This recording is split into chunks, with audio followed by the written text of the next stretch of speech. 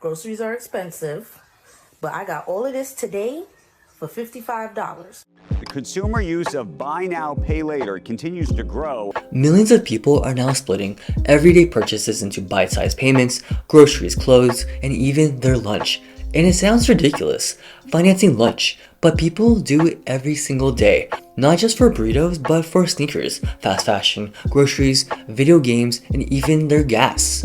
A tool, once meant for furniture or electronics, is now pushed onto almost every purchase you make. And the question is why?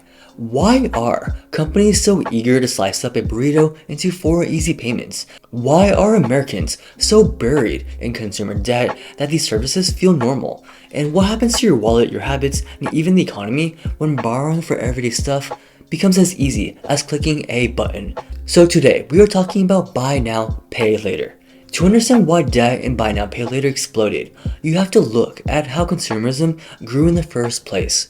After World War II, the United States shifted into a consumer economy. The war ended, soldiers came home, families moved to the suburb, wages grew, factories that once made tanks now made cars, refrigerators, and televisions. And for the first time in history, ordinary families had disposable income. And advertising played a huge role. Brands convinced people that happiness was tied to what they bought. Edward Bernays, the father of modern advertising, said it outright. People must be trained to desire. Ads sold more than products, they sold identity. You weren't just buying soap, you were buying cleanliness, respectability, and status. And this shaped a culture where buying things was patriotic. Consumption fueled growth. Politicians told you that spending was good for America, and by the 1950s and 60s, keeping up with the Joneses was a way of life. But as prices rose and wages slowed in later decades, consumerism didn't stop. People leaned more on credit cards, and by the 1980s, credit was just a normal part of everyone's life.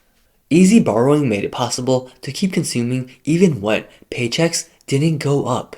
And all this led to a debt explosion. Americans today carry over $1.21 trillion in credit card debt.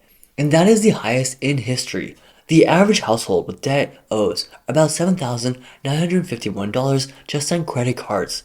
Prices for housing, healthcare, education, and food have all outpaced income, and people have filled the gap with debt. Credit cards became a tool, and this is where buy now pay later slipped in. Companies like Klarna, Afterpay, and Affirm saw a generation already squeezed by inflation, stagnant wages, and rising living costs. And they offered something new, short-term loans that looked painless. And it looked pretty good on paper, 4 small payments with 0 interest. And it feels like freedom, but in practice, it was just another debt trap. And buy now pay later's rise, it's a booming business. Klarna, one of the biggest players, went public in 2025, and the IPO priced in at $40 per share and opened at $52, which gave Klarna a market valuation of around $17.5 billion. And this IPO isn't just about a tech company making money. It's more about the enormous demand for buy now pay later. Investors poured billions into a system that makes financing everyday purchases easier and normalizes having debt. And the reason for the demand is pretty simple. Consumers are under strain. Buy now pay later growth signals that people are struggling to pay for everyday items. Klarna's success shows that companies can profit from offering easy credit to people who can't fully cover essentials upfront. It's not just luxury sneakers or gadgets, it's groceries, school supplies, even fast food meals. Buy now pay later has become popular and necessary for millions of households just trying to make ends meet. Instead of paying $100 upfront, you pay 4 installments of $25, no interest, no fees, unless you're late. It feels lighter and it tricks your brain into thinking the purchase is smaller. For example, a $12 Chipotle burrito becomes 4 $3 payments. A $200 pair of sneakers turns into 4 $50 payments. And on their own, each feels pretty manageable, but stack them together and you start juggling multiple payment schedules. And research shows about 47% of buy now pay later users miss a payment. And the late fees pile on. And unlike credit cards, which report to credit bureaus, buy now pay later usually doesn't show up, at least not yet. And that means you could owe hundreds or even thousands across 5 different services and your bank has no idea. Until of course you overdraft. Buy now pay later companies also make money by charging retailer fees. Stores push it because customers spend more when offered installments. A Klarna report bragged that the average order value has increased by 45% when shoppers use buy now, pay later. So retailers want you to use it, and you, the buyer, end up spending more than you had planned.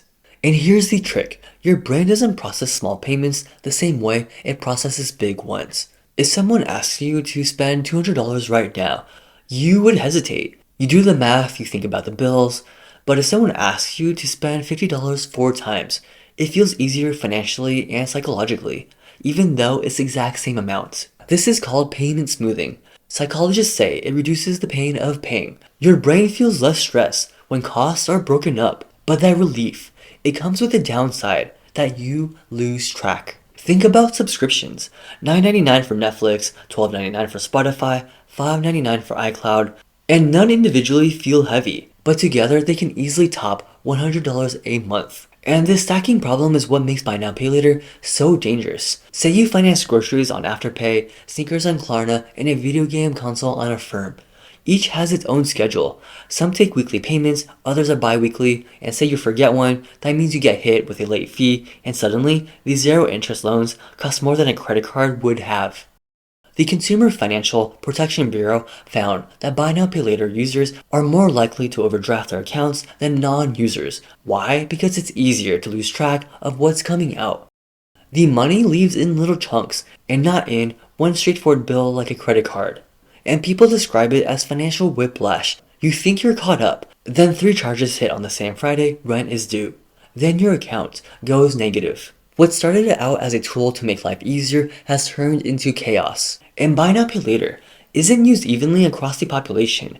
Studies show that younger people and lower income households use it more often. If you're in your 20s, working with a tight budget and already squeezed by rent and groceries, the ability to split payments feels like a lifeline. And amongst lower income households, a lot of people use it for essentials, food, gas, medical bills. And when you start financing a burrito, you're not just overspending, you're surviving. And of course, there's another piece that you don't see, which is the data. Buy now pay later companies track what you buy when you buy it and how often you pay late. They package that information and sell it back to retailers. And stores use it to target you with more offers, more ads, and more temptations. Every burrito, every pair of sneakers, every game skin becomes part of your digital profile. If companies know you're willing to finance even food, that makes you a perfect target for more financing offers, and the loop feeds itself. And all of this exists inside a larger economy where the cost of living keeps climbing, housing prices have doubled in many cities, and healthcare premiums rose by 47% in the last decade. And wages didn't keep pace. Instead of raising wages, the system created more ways for you to borrow. The math just doesn't add up, and debt fills the gap. So the question is, what can you do? First, recognize the trap. That $3 burrito payment isn't harmless. It's a red flag. If you can't pay for lunch up front, you're financing survival, and that's not freedom. Second, track your real expenses, write them down, or use an app. Add up every buy now pay later charge, every subscription, every car payment. And most people underestimate how much they owe. And here's the game changer. The average American spends about $1,500 per month, which is about $18,000 a year, on unnecessary items. Redirect that money and you can build savings instead of stacking debt. At a 7% annual return, after 10 years, that money grows to about $260,000. After 20 years, it climbs to $780,000. And after 30 years, it compounds to over $1.8 million.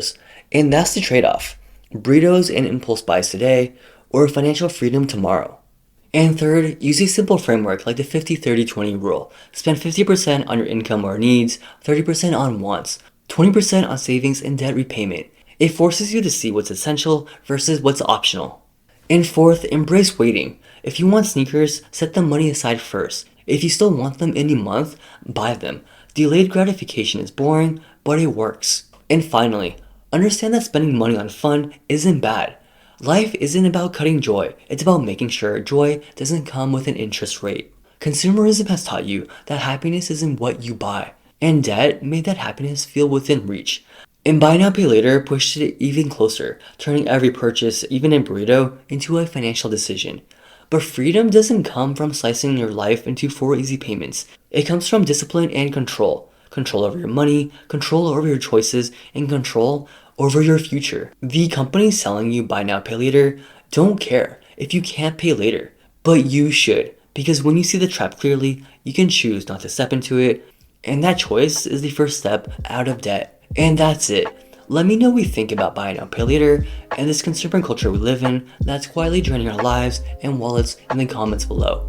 And if you enjoy videos like this blend of consumerism, pop culture, and finance, please leave a like and subscribe so you don't miss out on any other videos. Thank you very much for watching. Buy now, pay later is all about instant gratification, and so is sugar. So check out the next video on why everything, even something so simple like breakfast, has turned into a dessert, all in hopes that you'll spend your hard-earned money.